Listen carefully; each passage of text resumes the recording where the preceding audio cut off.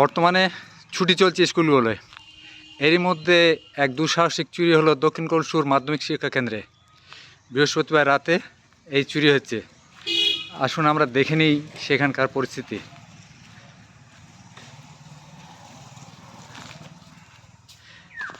এই তালা ভাঙা হয়েছে।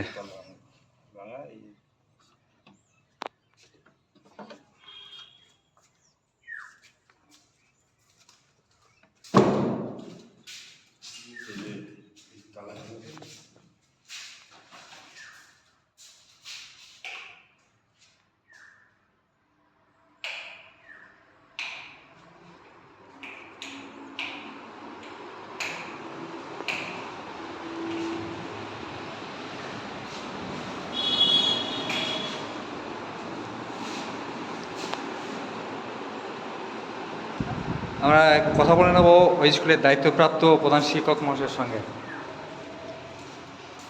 আপনারা কি করে জানলেন? আজকে দুপুরবেলা যখন আমি বাড়িতে ফোন করলো একজন যে আপনার স্কুলে তালা ভাঙা আছে, চুরি হয়ে গেছে হয়তো। আমি সঙ্গে সঙ্গে এলাম, এসে দেখলাম তালা ভাঙা দুটো অফিস রুমে আর রান্নাঘরে গিয়ে দেখলাম কড়াই নেই। আর হ্যাঁ, তারপরে কড়াই নেই, জাম নেই। হ্যাঁ, ওই যে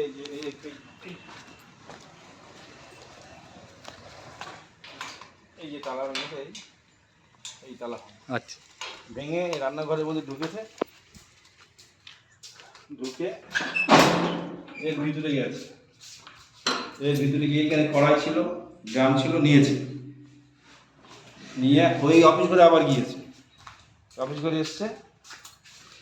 কি কি চুরি হয়েছে আপনার এখানে? আমার এখানে ওই দুটো সিলিন্ডার হয়েছে, গ্যাস সিলিন্ডার ভর্তি না খালি, আর 2 বস্তা চাল, আর একটা নৌকা, আর একটা ড্রাম, আর 2টো কড়াই।